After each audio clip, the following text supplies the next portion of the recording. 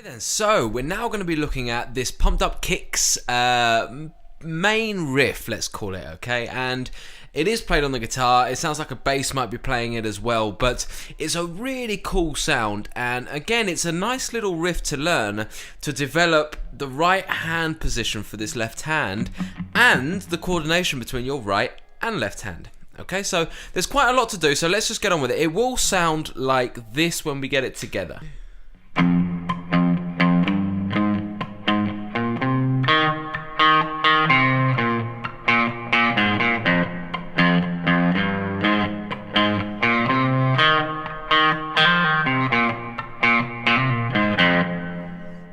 Okay, so there it is. Now, let's just take you through it. Now, first of all, just notice as I go through that my hand position, okay? It's really clear. Its thumb is at the back, way at the back of the neck, okay? To allow the wrist to kind of come round and, you know, be able to then stretch across 4 frets reasonably comfortably. Okay, so we're going to be starting on this F note, which is the first fret of the E string. Okay, so we're going to go down, down. We're going to play that twice. Now, the kind of secret bits which make this a little bit harder is, for example, here where we don't let the note just ring through like this. We stop it. We go 1, 2. Okay, so but to do that, you just simply do not push down. You kind of push it down at first and then stop pushing down. Don't take the finger away, otherwise you might get that sound. You just stop pushing down, okay? So we go 1, then stop pushing down, 2. Okay, then the next couple of notes are this. Okay, so we go 1 to the 3rd finger on the 3rd fret, and then the little finger on the 4th fret. Okay, notice how I'm getting a really good stretch out of that. Okay, so we got this so far.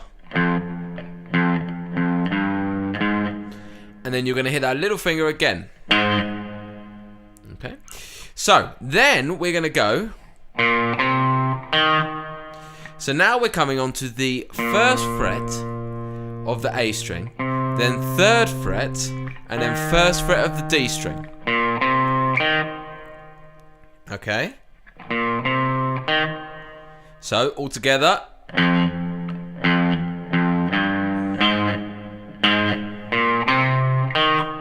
And then again, hit that one again. Okay, that double note at the end of each little phrase, as it were. Then we're going to go. So now we're kind of coming back in reverse. So we're going 1, 3rd fret, 1st fret, and of course, we hit that again because it's a double again. Okay, and then you finish off with this. Okay, so I'm going between the 1st fret A string and then the 4th fret of the E string and back. Okay, so let me just walk you through that real slow. We've got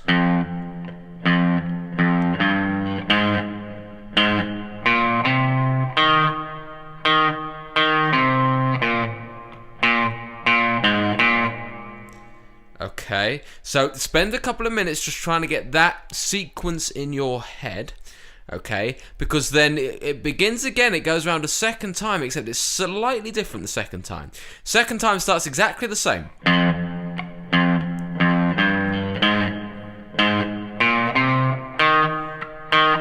All the way up to there, it's exactly the same thing. And then you go. Okay, so here we got a little hammer on, pull off. Okay, so for some of you real beginners, it's going to be really hard. But essentially what I'm doing is I'm going from my 1st fret there, and I'm going to literally hammer on to the 3rd fret. Okay, so you can see I just put that finger down in front without picking it again. And then I take it away to come back to this 1st finger. So in one plectrum stroke, I get that. Now, hammer-ons and pull-offs can be a tricky thing to master, and I do talk about them in the electric beginners courses over on the site, but that's a good way to practice them. Okay, make sure you do them slow and steady first. You know, it might be that this is your only barrier between getting this up to pace, and that's okay. Take every other bit of the song down to the pace that you can do this pull off. Okay, so okay, after you've done it, you go back to the 3rd fret, okay, and then back to the 1st fret and do another hammer on and pull off here.